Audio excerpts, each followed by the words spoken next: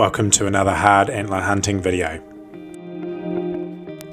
I venture into the coastal Rimutakas again to do a mid-winter bush stalking 24-hour mission.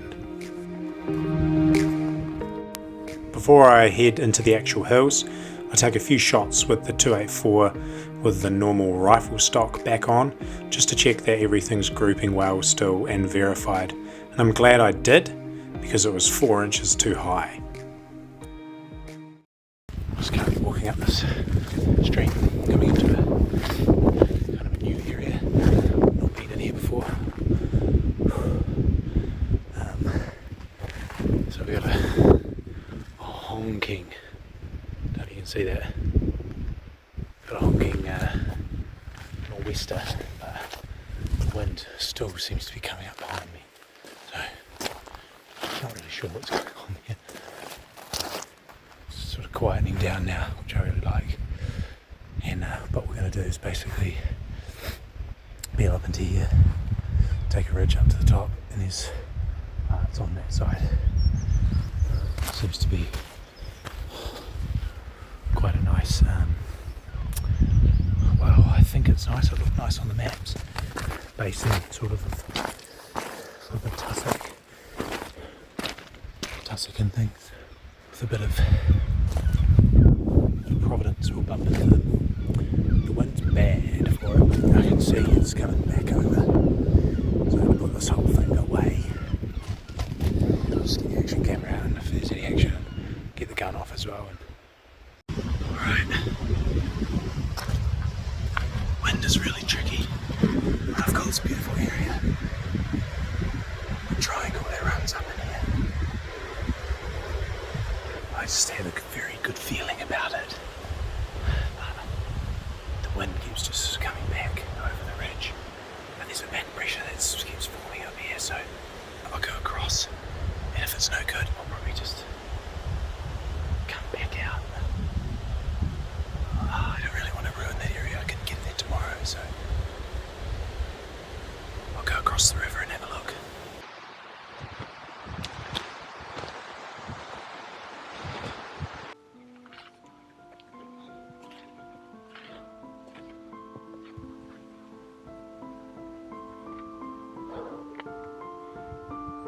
Wind is going that way. I was hoping there might triangle up here.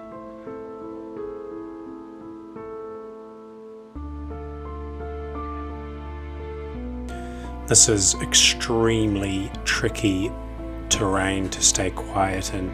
It's all broken rock. But I slowly tiptoed my way through it until I found a very fresh set of what it looked like to be hind prints, just a single hind. So I followed them until they turned up the hill.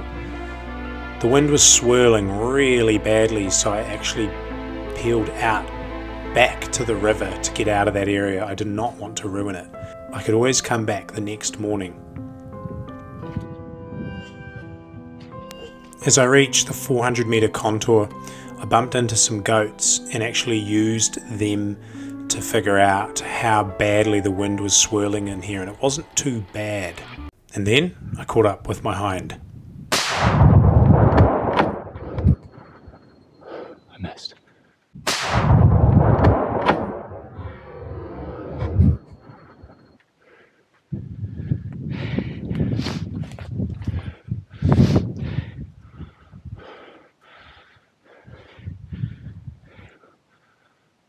I think I hit the tree then.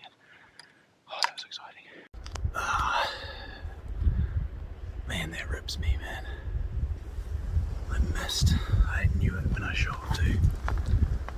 I knew it as soon as I shot, I had missed. All I could see it was a little sliver of her neck. I should have just waited. She was on to me. She's about 20 meters. I should have waited. And then waited till she stepped properly out. She would have taken one more step. It would be an easy shot. It was just really, as you can tell, I have not done a lot of bush hunting, and I'm not very good at it. I got onto it, and like through this terrain is pretty tricky. There was quite a few animals in here too. There's pigs in here. There's pig rooting right there. There's goats in here too, which I was trying to get around quietly. Managed to tiptoe around about 6 or 7 goats. Oh, that rips me. It's like, it's just really undisciplined, a little bit undisciplined. Like, it's a nice area. I could just sense that it was gonna happen. You just get that sense that you're just gonna see something. It's a matter of time, and then you rush the shot. No blood, nothing. I've tracked her prints for 100 meters. There's just no blood, and she's running nice, and she's running light on her feet as well. Big wide steps, so she's fine. Right. Well, I'd really like to make it closer to the top of this hill because I've got some slips that are on the north side tomorrow that I'd like to glass. But yeah, I'll mark it on my GPS again. Exactly where she was, but primo spot, super steep and really, really crumbly rocky, so really hard.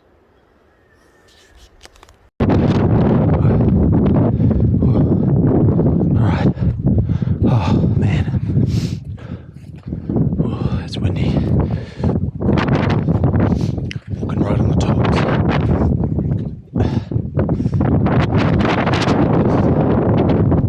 Yeah. Right. Finally got into a bit of beech forest. I'm going to drop down out of the wind. It's meant to rain tonight, so I've got my tarp set up, so I'll see you at camp.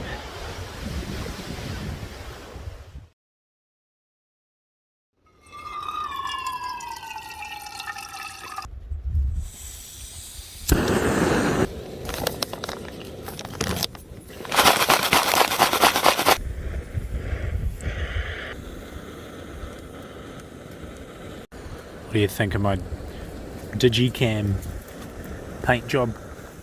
Yeah, Savage Stock was pretty boring. Sort of wanted to get it fairly close to the Hunter's Element camo. Yeah, I'm a bit of a rookie. It's just pure luxury, guys. I usually hang my food bag above me like that. Got myself a little shelf here. Got my biscuits for later on. Put my coffee there. This is usually what I do. I usually find it, even at the steeper the hillside, the better. I just kick, usually a bigger shelf there. Just kick it out of the ground. Set all my cooker up. And if you look, I'm actually just sitting. I'm just sitting in my hammock. And that is usually how I spend the night. Sitting here, and then when I'm ready, I got a real warm butt too from having the sleeping bag underneath me. I got access to my pockets. I just pack my bag and stuff for the next day. I don't even have to get out of bed, get out of my seat. Comforts, so good. It's so good. Not trialing this new pack anymore. I am convinced on this new pack. I think it's a good pack. I actually hosed it off the other day, and it let hardly any water in. So it's not the quietest pack in the bush, but for if you're going up to the tops, long range shooting, the new Ridgeline packs are definitely worth considering. I shaved about 1.4 kilos off my bushbuck pack, so it's a lot lighter. I do like the pockets.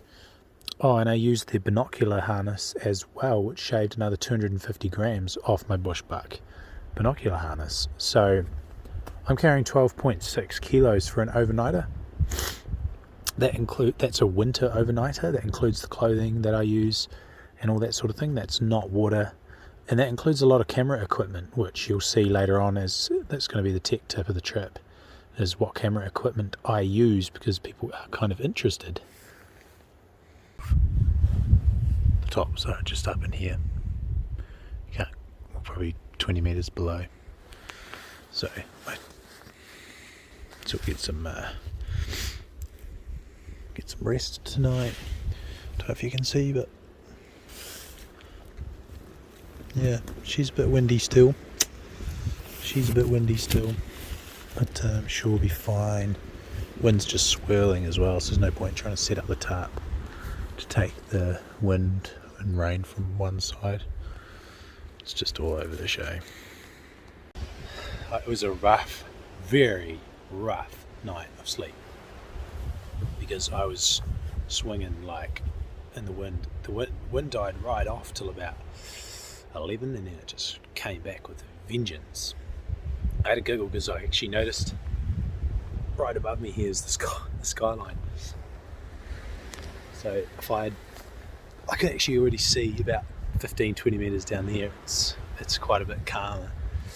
But I came down through here thinking, I've dropped a good 100 metres off the top of the ridge. It was dark. So yeah, a little bit rookie. That's alright. Yeah, I can see there's a punga, there's a few pungas in that down there, and they're not moving as much. I'm right on the top of the ridge here, basically still, so I got blown to bits. Well, not literally, but it's pretty windy. But the plan is, I'm packing up camp, having some breakfast now. Plan is to pop over back out here, and I think it's going to be very, very windy. It is going to be very windy. I'll glass out and have a look at some of these open areas. It's kind of new country I've never looked in before, so, and then if I can't pick anything up, I'll drop back down into this kind of bushy triangle that I pointed out last night and see if we can't pick anything up clambering down through there. Like I said, I'm not that good a bush hunter. I haven't done enough of it, really. I think I get it, but spook and shoot style is, I'm always a bit too careful, to be honest. I'm always a bit like, oh, are you sure? Then it's gone. That's so much fun. I'm just gonna get down to here.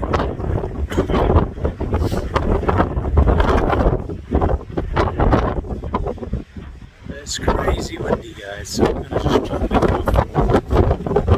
get out in the wind. This is pretty crappy up here.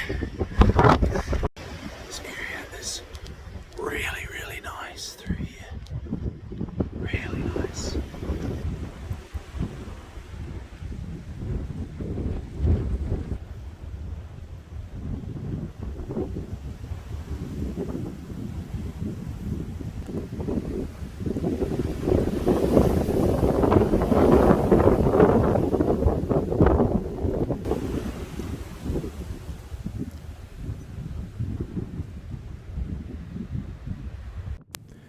Kept moving through this beautiful open area and bumped into goat after goat. I kept trying to get in nice and close to them and noticed with the Hunter's Element camo, the scarf and the hood on as well, they really couldn't pick out what I was. It worked very, very well. But I moved down through this area until I got down the bottom, and that was my day finished. My 24-hour mission came to an end. I learnt a great deal on this trip that the wind can actually work to your advantage as long as you play the direction correctly. This goat here, I got within 3 meters of it, and it was a very windy area, but I still managed to get that close.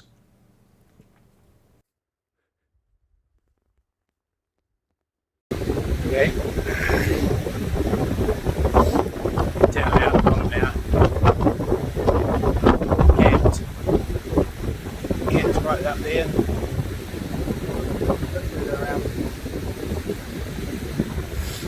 Wind was meant to die off, but it ain't hit stronger today, so that's okay. It's a pretty good little mission, actually, 24-hour mission. Saw a deer in a new area, which is good going in the bush for me. I'm not the best bush hunter. I really enjoyed it though, to be honest. It's kind of nice to do something a bit different than just great shooting in the wind. So yeah, I really enjoyed it. I'll do a bit more of it. it. So I've got a little bit of this is quite an easy stream to get into. Again, 20 minutes and you're bush hunting. So there's deer sign right down to here. There's not a lot. A little bit of pig sign as well, but not a lot. So yeah, I haven't been successful twice now. It's worked out, so I'm getting a little bit like,